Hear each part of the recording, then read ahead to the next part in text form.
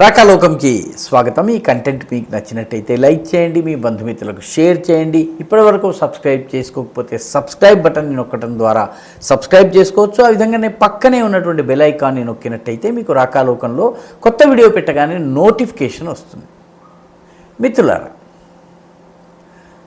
పాక్ ఆక్రమిత జమ్మూ కాశ్మీర్లో ముఖ్యంగా చైనా టిబెట్ సరిహద్దుల్లో హఠాత్తుగా యాక్టివిటీ పెరిగింది.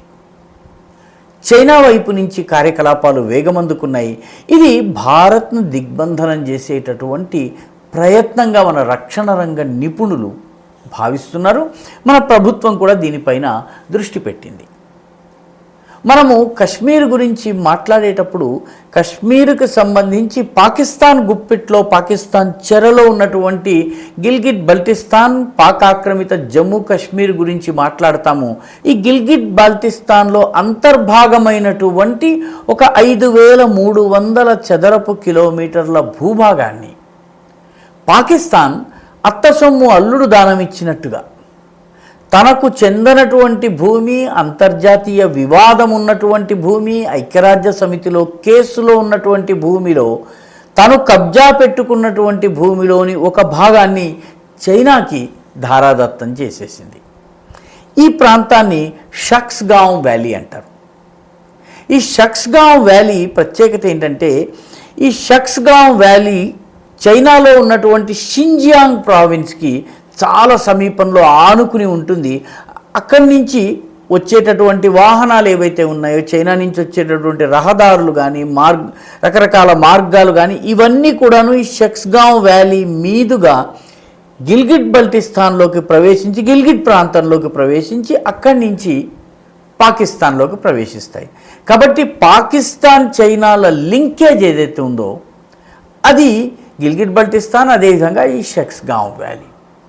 1963లో ఒక బార్డర్ సంబంధించిన ఒప్పందం చైనాతో చేసుకుంటూ 5300 చదరపు కిలోమీటర్ల భూభాగాన్ని చైనా ధారాదత్తం చేసింది. అయితే తమాషా ఏంటంటే, ఈ ఒప్పందంలోని క్లాజ్ నెంబర్ 6 ప్రకారము భారతదేశంతో ఉన్నటువంటి వివాదం పరిష్కారమై ఒకవేళ ఈ భూభాగం భారతదేశానికి చెందినట్లయితే అప్పుడు చైనా భారతదేశంతో ఫ్రెష్గా, సరికొత్తగా ఒప్పందం చేసుకోవలసి ఉంటుంది. భారతదేశం ఇష్టం లేకపోతే చైనాను తరిమేసి ఈ భూభాగాన్ని తీసేసుకోవచ్చు. ఇది క్లాస్ 6లో ఉంది. అయితే ఈ షక్స్గావ్ వ్యాలీని ఆనుకుని చైనాకి చెందినటువంటి G219 అనేటటువంటి రహదారి వెళ్తుంది. ఈ G219 రహదారికి చాలా చరిత్ర ఉంది.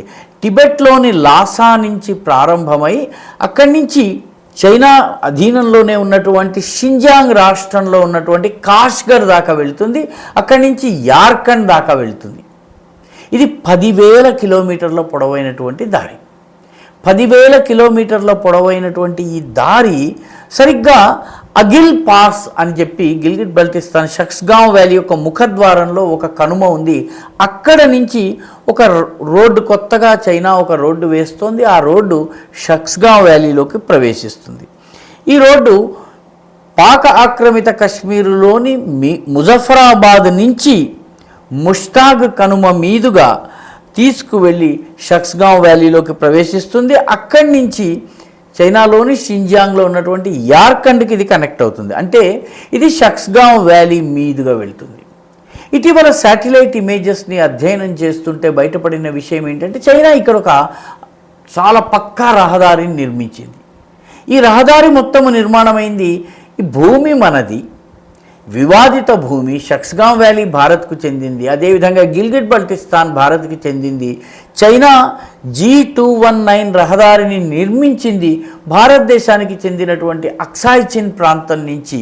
అంటే ఈ రహదారి ఏదైతే ఉందో ఇది అక్సాయ్ చిన్ మీదుగా వెళ్తుంది. ఈ అక్సాయ్ చిన్ మీదుగా 50వ దశకంలో రోడ్డును నిర్మాణం చేయటం జరిగింది. ఈ రోడ్డుని నిర్మాణం చేసి ఇనాగరేట్ చేసేదాకా భారత ప్రభుత్వానికి తెలియలేదు.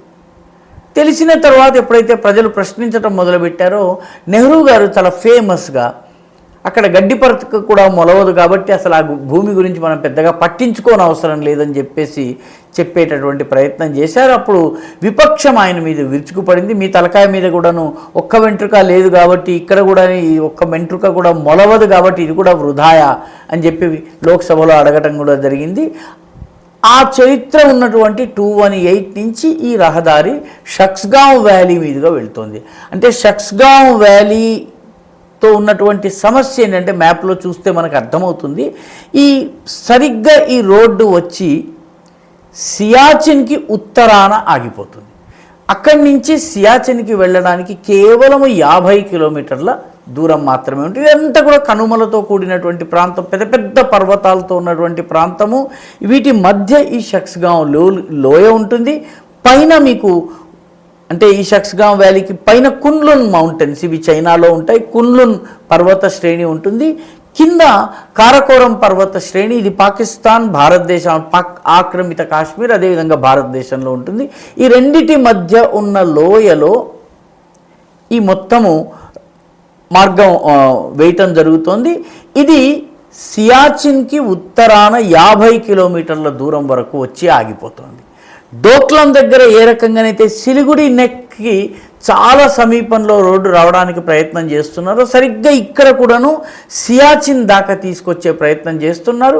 ఈ రోడ్డు పూర్తయి ఇదంతా కూడాను చైనా తన సైన్యాన్ని మోహరించే పరిస్థితి కనుక వచ్చినట్టయితే చైనా పాకిస్తాన్లో కలిసి సియాచిన్ని మనకి కాకుండా చేసే ప్రమాదం ఉంది. ఈరోజు సియాచిన్ భూభాగము భారతదేశంలో ఉన్న కారణంగా చైనా పాకిస్తాన్ల ఆటలు కశ్మీర్లో సాగటం లేదు. కాబట్టి సియాచిన్ భూభాగం అంటే ఒక 70 చదరపు కిలోమీటర్ల ఒక హిమానీ నదం ఇది. దీని ఉత్తరాది దాకా చైనా రహదారిని నిర్మిస్తోంది. అటు పాకిస్తాన్ ఉపయోగించవచ్చును, ఇటు చైనా కూడా ఉపయోగించవచ్చును. కాబట్టి మన భద్రతకి ఇది ఒక చాలా పెద్ద ప్రమాదము. భారత ప్రభుత్వం పరిస్థితిని గమనిస్తోంది. ఇప్పటికే ఇటు లద్దాఖ్ ప్రాంతంలో కానీ, అటు అరుణాచల్ ప్రదేశ్లో కానీ, ఇటు ఉత్తరాఖండ్లో కానీ, అదేవిధంగా ఇటు సిక్కిం ప్రాంతంలో కానీ చైనా యొక్క దుస్సాహసాల్ని, దుందుడుకుదనాల్ని మన ప్రభుత్వం చాలా సమర్థవంతంగా అడ్డుకట్ట వేసింది.